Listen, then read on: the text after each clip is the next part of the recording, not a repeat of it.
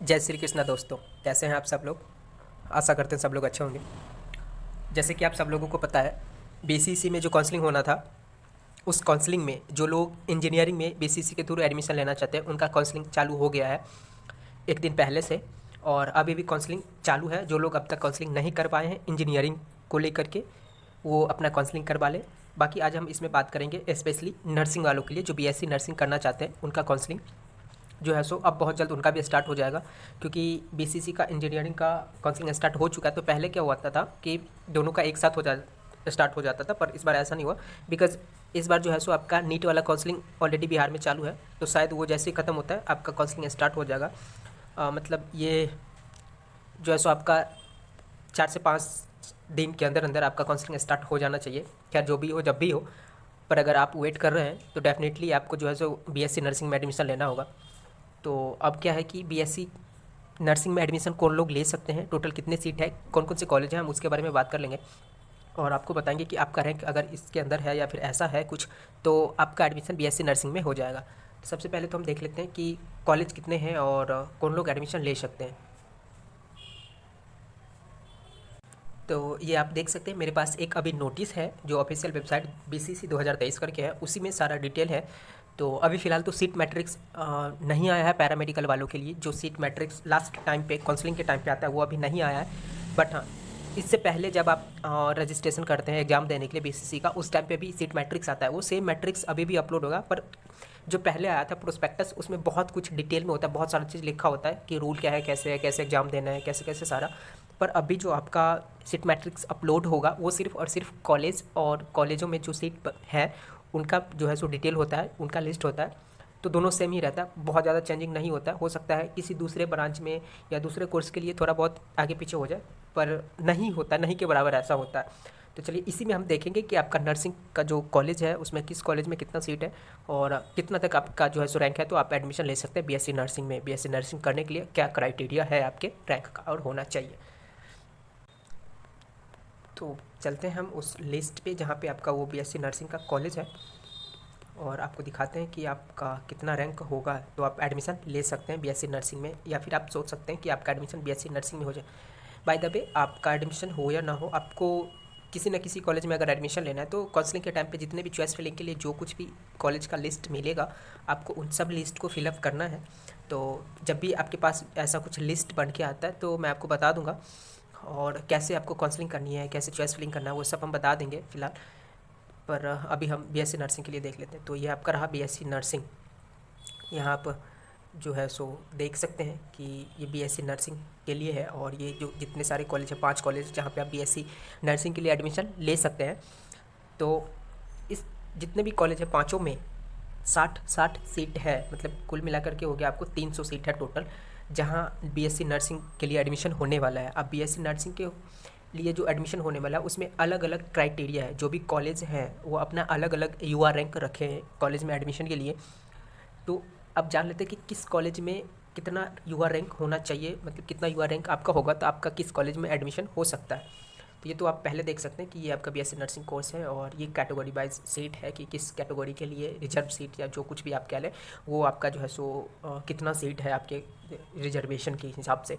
और ये यूआर के लिए जो है आपका हो गया, और टोटल सीट्स ये है।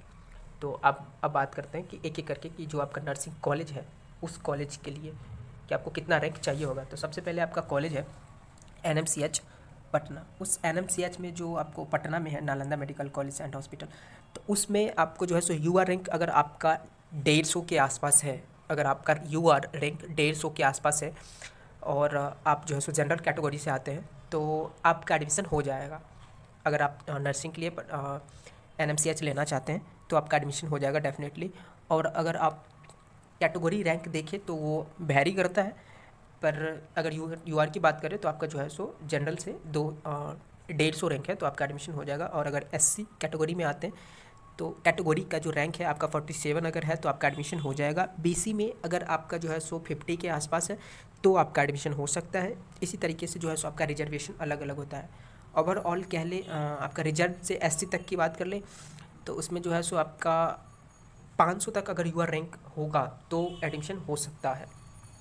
उसके बाद दूसरा कॉलेज जो है आपका वो BMIMS पवाड़ी पूरी, वो भी नालंदा में ही है। तो उसके लिए हम देखते हैं कि UR कितना आपका होना चाहिए अगर आप जो है सो जनरल से हैं तो अगर आप जनरल से हैं तो उस टाइम पे आपका UR 350 के आसपास होना चाहिए, तो आपका एडमिशन हो जाएगा UR रैंक। और अगर आप SC से हैं तो 100 के आसपास कैटेगरी रैंक जो है आपका वो होना चाहिए, वरना अगर आप BC से हैं तो 180 होना चाहिए कैटेगरी रैंक की बात करें। अगर आप जनरल से तो आपका UR 350 के आसपास होना चाहिए, तो आपका डेफिनेटली जो है सो उसमें एडमिशन हो जाएगा अगर आप अपने काउंसलिंग में इस कॉलेज को चूज करते हैं तो।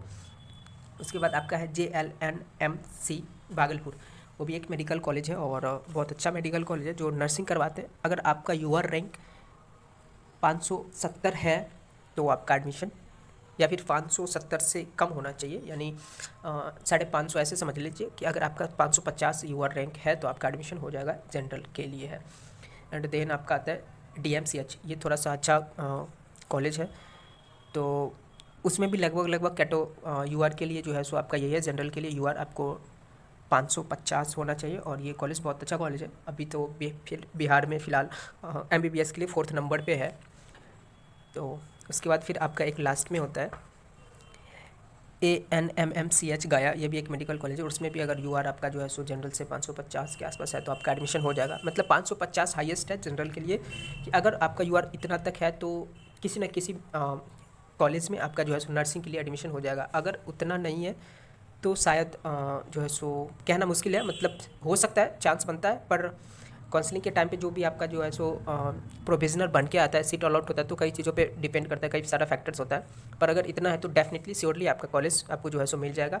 और जो है सो कैटेगरी वाइज थोड़ा ज़्यादा भी है, कैटेगरी रैंक अगर 100 के आसपास भी है, आपका 150 के आसपास भी है कैटेगरी रैंक, तो भी आपका एडमिशन हो सकता है। यानी ओवरऑल अगर सब कुछ मिला कर के देखें तो अगर आपका UR 500-600 के आसपास है, जिसमें कैटेगरी वाइज रिजर्व कोटा के लिए थोड़ा सा छूट मिलता है, उसको लेकर के चले तो आपका 550 के आसपास या 600 के आसपास है UR, तो हो सकता है। पर जो लोग जनरल कैटेगरी से आते हैं उनके लिए जो है सो 150 UR रैंक जो है सो होना चाहिए। और जो अच्छा कॉलेज है मेडिकल कॉलेज जैसे NMCH के लिए, और अगर बाकी कोई भी कॉलेज में नर्सिंग कोर्स लेना चाहते हैं तो 550 या 500 के आसपास अगर आपका UR रैंक है तो आपको मिल जाएगा जनरल कैटेगरी को। बाकी जब भी आपका काउंसलिंग वगैरह होता है उस टाइम पे आपको अगर नोटिफिकेशन चाहिए तो आप चैनल को सब्सक्राइब कर लीजिए। बाकी कैसे आपको काउंसलिंग करना है खुद से वो भी हम बता देंगे, वरना आप चाहे तो जाकर के साइबर से करवा सकते हैं, और बहुत जल्द आप लोगों का भी काउंसलिंग स्टार्ट हो जाएगा। Thank you so much.